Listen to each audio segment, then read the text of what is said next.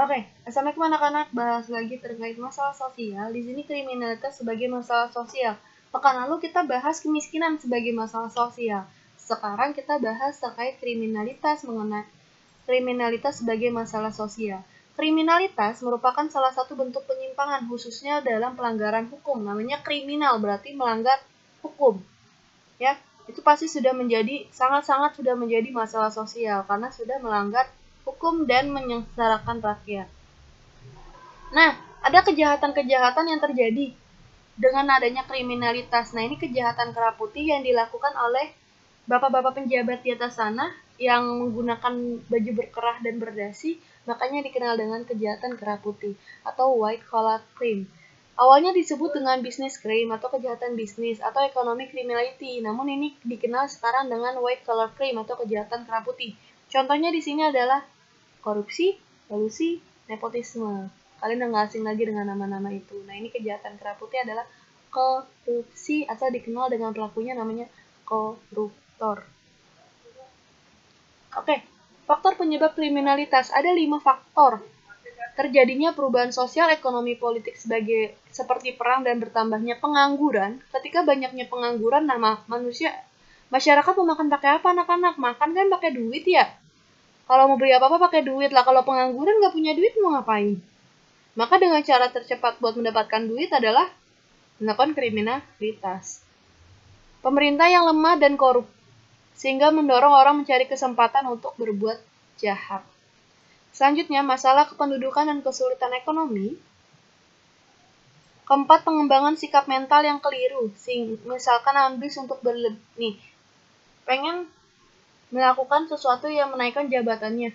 Dia pengen diterima di suatu tempat hingga akhirnya melakukan suap. Nah, itu nggak boleh anak-anak.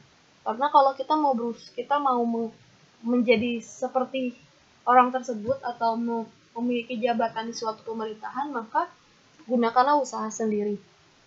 Kurangnya model teladan atau orang yang dituakan. Gimana mau jadi ada model teladan ya anak-anak? Koruptor aja banyak banget di mana-mana. Jadi sangat diwajarkan ketika sekarang banyak yang melakukan korupsi. Harapannya kita sebagai generasi selanjutnya, kalian nih generasi selanjutnya, hilangin deh sikap-sikap korupsi kayak gitu. Nggak bagus. Nah, penanggulan cara kriminalitas. Pertama, menggunakan cara preventif atau pencegahan. Di sini ada imbauan atau penyuluhan, atau kita bisa sosialisasi. Ada cara represif melakukan kekerasan seperti penangkapan, sanksi, penjara, dan sebagainya. Kesenjangan sosial ekonomi sebagai masalah sosial. Ada kesenjangan klasik sama kesenjangan baru. Kalau kesenjangan klasik itu perbedaan kelas, ya udahlah perbedaan kelas, status kekayaan, prestis, ya kelas bawah, kelas menengah, sama kelas atas itu kan udah sesuatu yang klasik ya. Kalau kesenjangan baru, nah ini nih, pola konsumsi. Ya enggak? Kesenjangan baru. Contoh ya, kalau kita mau dianggap berduit, kita minum kopi di mana? Kalau nggak di Starbucks, di Max ya. Nah, itu buat dinilai bagus. Tapi kalau misalkan minum kopi mah di mana? Di mana aja bisa gitu. Kita bisa minum kopi di warung kopi. Kita bisa minum di mana namanya? Ya pokoknya banyak lah warung kopi, ada kopi kenangan, ada kopi lain hati dan sebagainya. Nah, ini kan kesenjangan yang baru anak-anak melalui pola konsumsi yang biar dinilai mentereng, biar dinilai bagus, maka konsumsinya ya udah tempat mahal-mahal aja gitu. Padahal mah minum kopi bisa di mana aja. Atau gaya hidup, handphone semakin kameranya banyak semakin bagus gitu. Nah, faktor penyebab kesenjangan, menurunnya pendapatan per kapita. Sekarang kita lagi menurun anak-anak pendapatan per kapita kita karena banyaknya masyarakat yang kena PHK, terus banyaknya pabrik yang tutup akibat COVID, jadi pendapatan per kapita negara kita sedang menurun. Kedua, ketidakmerataan pembangunan antar daerah akibatnya kebijakan politik dan kurang kesiapan SDM. SDM ini sumber daya manusia.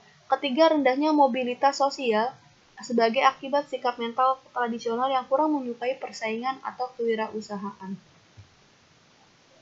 Nah, upaya mengatasi kesenjangan sosial. Pertama, hidup sederhana sesuai kebutuhannya aja. Peduli dengan nasib warga yang kurang mampu, menciptakan pekerjaan bagi mereka. Ketiga, meningkatkan pendidikan dan menguasai teknologi. Keempat, menghargai kreativitas orang lain dan timbulnya kerjasama untuk saling menguntungkan. Nah, salah satu sikap yang sesuai dengan upaya mengatasi kesenjangan ekonomi adalah hidup sederhana, belanja sesuai kebutuhannya aja.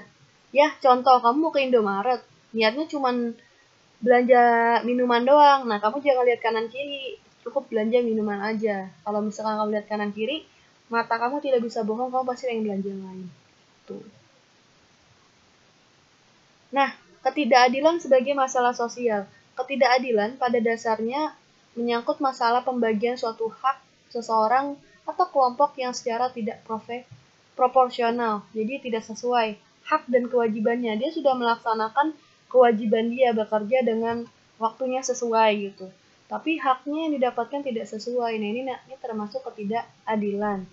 Sama seperti yang dibahas di UU Omnibus Law kan dibahas ya terkait uang pesangon. Nah, ini Bu juga ya, kita bahas kita coba cek aja nanti di undang-undang yang akan disampaikan oleh DPR nanti ya. Nah, selanjutnya ada sikap stereotype. Stereotype ada pembagian sifat tertentu secara subjektif terhadap seseorang berdasarkan kategori kelompoknya atau tidak suka terkait orang lain.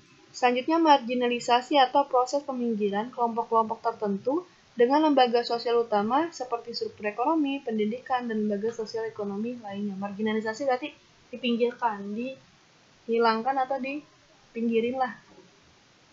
Nah, marginalisasi, orang selalu melibatkan kemampuan penduduk yang dominan untuk melaksanakan beberapa tingkat kontrol dan kekuasaan atas kelompok yang terpinggirkan. Marginalisasi bisa kalian nilai mungkin sekarang namanya bullying kali ya. Oke, ini udah dibahas. Suborganisasi dan dominasi. Subordinasi atau penomorduaan adalah pembedaan pelakuan terhadap identitas sosial atau adanya kelompok minoritas. Ya, ada kelompok mayoritas dan kelompok minoritas. Ada dominasi, berarti dominasi yang dipimpin oleh kelompok mayoritas. Dampak perubahan permasalahan sosial terhadap kehidupan publik. Ada kemiskinan, kriminalitas, kesenjangan sosial ekonomi, ketidakadilan merupakan beberapa masalah sosial yang terjadi di tengah masyarakat.